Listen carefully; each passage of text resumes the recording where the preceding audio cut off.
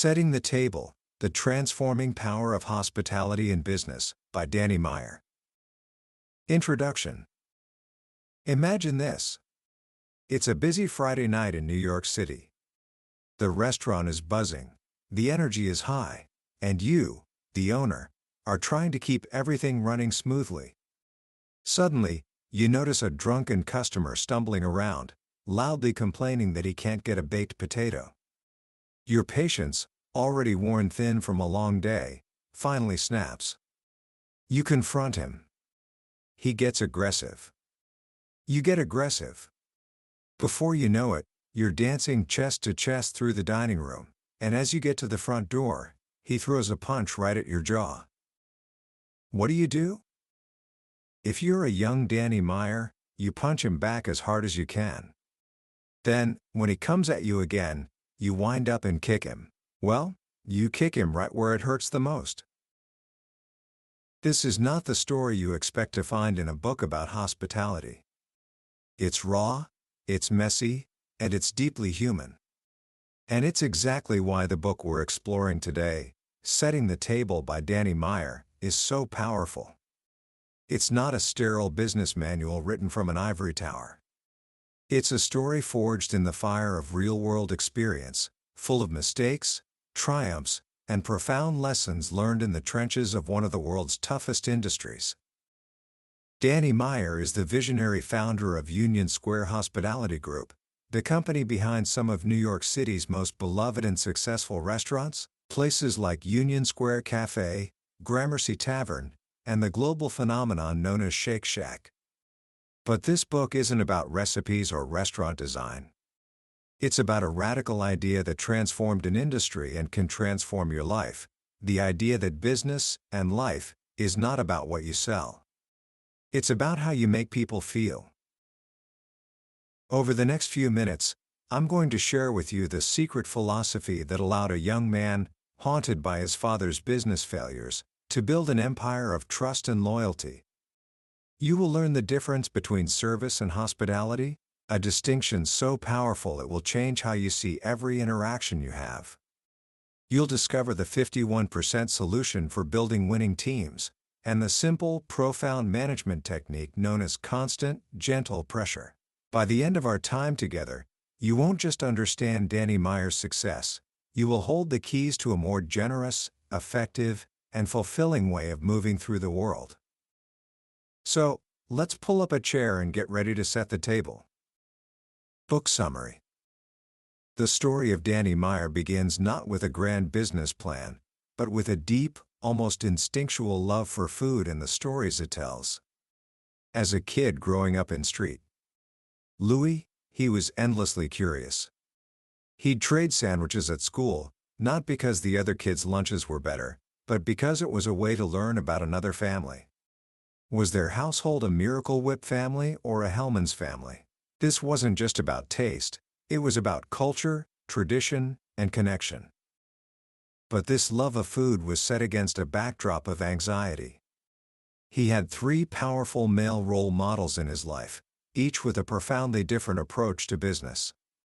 There was his grandfather on his mother's side, Irving Harris, an analytical, disciplined business titan who built a fortune by betting on people and systems. Then there was his father, Morton Meyer, a brilliant, charismatic, and deeply flawed entrepreneur. Morty was a riverboat gambler, full of incredible ideas but lacking the discipline to see them through. He built a successful travel agency, only to see it go bankrupt.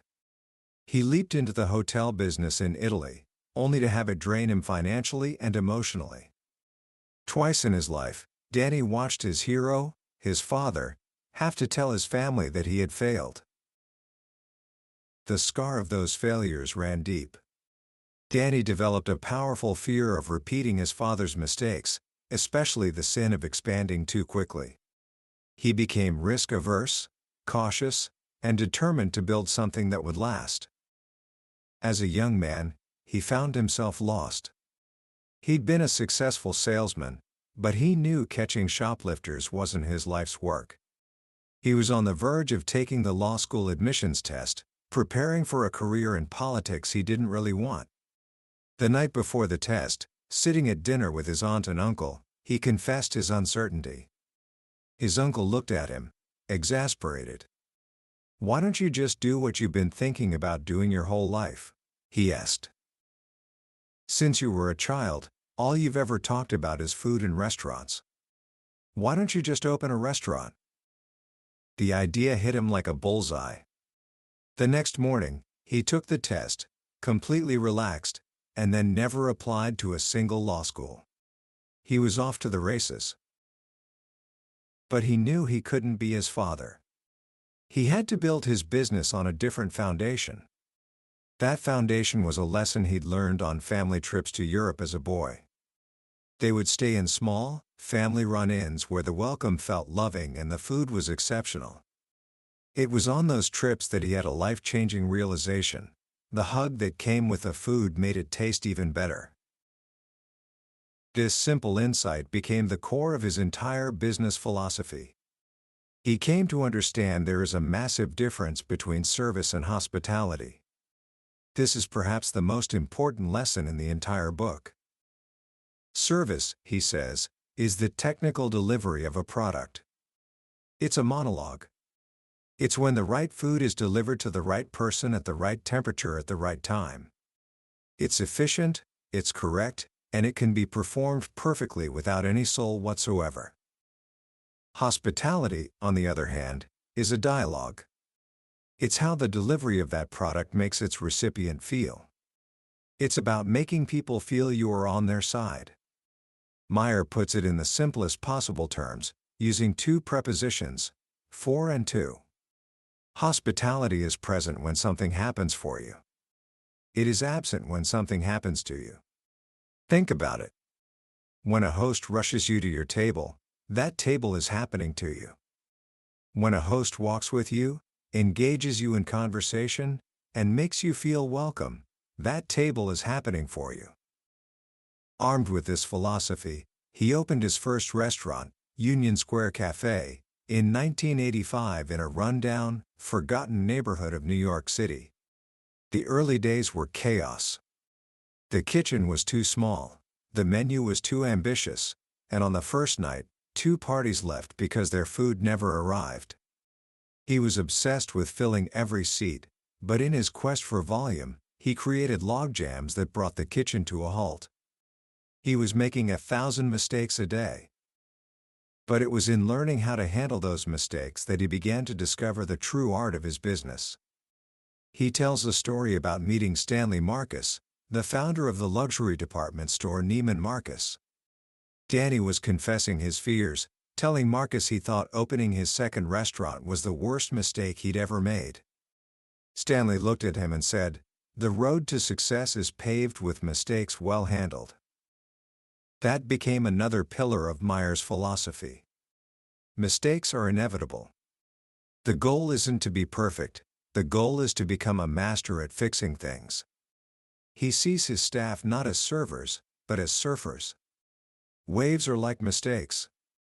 You can't stop them from coming, but you can learn to ride them with grace and style. He developed a system for handling mistakes, which he calls the 5 A's. First, awareness. You have to know a mistake happened. Second, acknowledgement. You have to own it. Tell the guest, "I am so sorry this happened to you." No excuses. No alibis. Third, apology.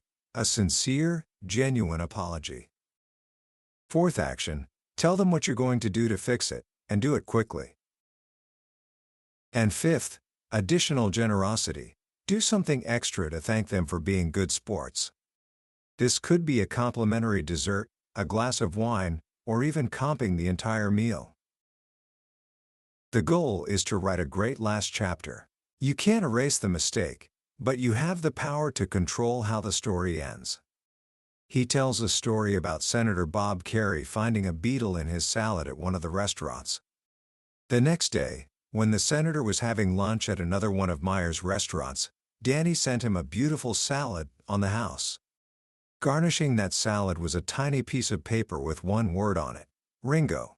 The note that came with it said, Danny wanted to make sure you knew that Gramercy Tavern wasn't the only one of his restaurants willing to garnish your salad with a beetle. Senator Kerry could never again tell the story of the beetle in his salad without also telling the story of what happened the next day. The mistake became a legend. As his company grew, Danny Meyer realized he couldn't be everywhere at once. He couldn't personally greet every guest or fix every problem. He had to build a system. This led to his two most powerful frameworks for leadership, the 51% solution and enlightened hospitality. The 51% solution is his rule for hiring. He believes that in any employee, technical skills are only 49% of the equation. The other 51%, the majority, is made up of innate emotional skills. You can teach someone how to carry a tray or open a bottle of wine. But you can't teach them to be a genuinely warm, optimistic, and caring person. He says you must hire for the 51% first.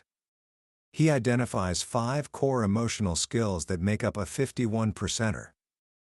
1. Optimistic warmth, a genuine kindness and a sense that the glass is always half full. 2. Intelligence, not just book smarts, but an insatiable curiosity and a desire to learn. 3. Work ethic, a natural drive to do a job as well as it can possibly be done. 4. Empathy, the ability to connect with how others are feeling. 5. Self-awareness and integrity, knowing who you are and having a natural inclination to do the right thing.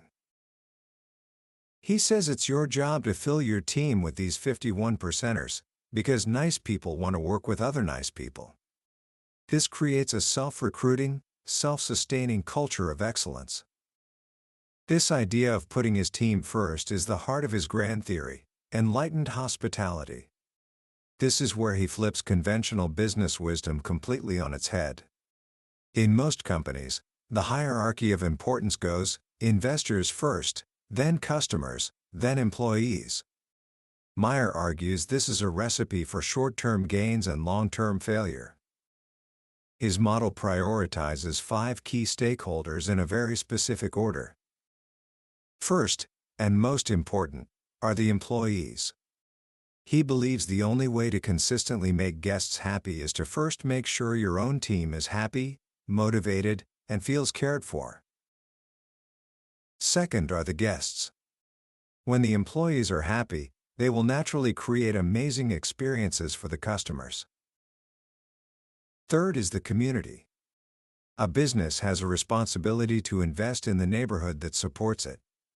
A rising tide lifts all boats. Fourth are the suppliers. Treat your vendors as partners, with respect and integrity, and they will go the extra mile for you. And fifth, last in line, are the investors. This sounds crazy to most business people. Why put the people who gave you the money last? Because, Meyer argues, if you take incredible care of the first 4 groups, if you have a happy team creating raves for your guests, building a thriving community, and working with loyal suppliers, the investors will be rewarded with profits that are not only handsome, but sustainable for the long term. It's a virtuous cycle. It all starts with taking care of your people first. But how do you lead those people? Meyer's management philosophy is something he calls constant, gentle pressure. He learned it from a gruff, old-school steakhouse owner named Pat Setta, who taught him what he calls the salt shaker theory. Imagine a salt shaker perfectly centered on a table. That center represents your standard of excellence. Setta told him, your staff and your guests are always moving your salt shaker off center. That's their job. It is the job of life. It's the law of entropy. Your job is just to move the shaker back each time. That's constant, gentle pressure. Constant, you never stop caring. Excellence is a journey, not a destination. Gentle, you correct with dignity. You coach, you teach, you don't berate. Pressure, you are relentless about your standards. You keep moving that salt shaker back to the center. This simple metaphor guides how he leads his thousands of employees, keeping everyone aligned with a shared vision of what excellence looks like. To find the information needed to apply this pressure, Meyer uses a technique he calls turning over the rocks. He learned it from a fly fishing guide who showed him that to know which fly to use, you have to turn over the rocks in the stream to see what insects are actually hatching. For Meyer, the dining room is his stream. He is constantly turning over rocks, looking for details, a guest's glance at a watch, an untouched dish, a curious look. Each detail is a dot of information. His motto for his managers is ABCD, always be collecting dots. The more dots you collect, the more you can make meaningful connections. He tells an amazing story about a late-night dinner party for a group of famous journalists, including Tom Brokaw and Johnny Apple. At 1 a.m., Meyer joked that if they stayed long enough, he'd have to serve them scrambled eggs. Johnny Apple replied, "But I bet you've never had eggs daffodil." Meyer had no idea what that was. But instead of letting the moment pass, he saw it as a dot. He told his team, "Go online, figure out what eggs daffodil are, and put a bowl on that table by 2 o'clock.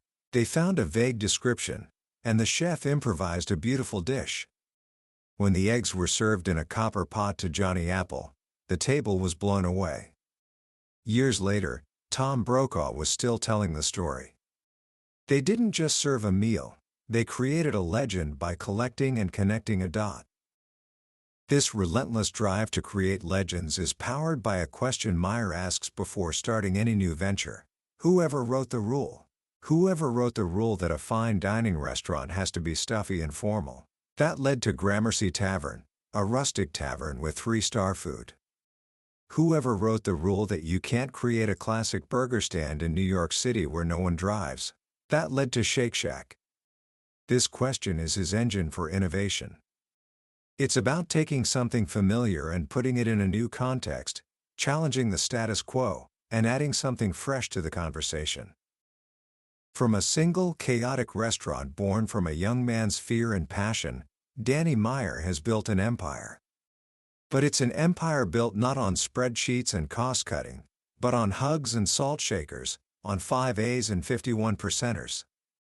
It's a testament to a simple, radical belief that in business, as in life, the greatest success comes from putting other people first. Commentary. When you finish a book like Setting the Table, you realize you haven't just read a business book. You've been given a blueprint for a better way of interacting with the world. The most profound lesson, for me, is the simple, almost shockingly countercultural idea that the path to success is paved with generosity. In a world that so often tells us to look out for number one, to protect ourselves, to win at all costs, Danny Meyer offers a different path. He teaches that by putting your employees first, you empower them to create incredible experiences for your customers. By creating those incredible experiences, you build a loyal following that sustains your business. By investing in your community, you create an environment where everyone can thrive. It's a virtuous cycle, and it stands in stark contrast to the fear-based, scarcity mindset that drives so many organizations. What's truly powerful is that this philosophy isn't just for restaurateurs or CEOs. It's for everyone. The principles of hospitality can be applied anywhere, from a classroom to a sports team to your own family dinner table. It's a choice to see every interaction not as a transaction, but as an opportunity for human connection. So how can you start applying this in your own life, starting today? Here are a few simple ideas.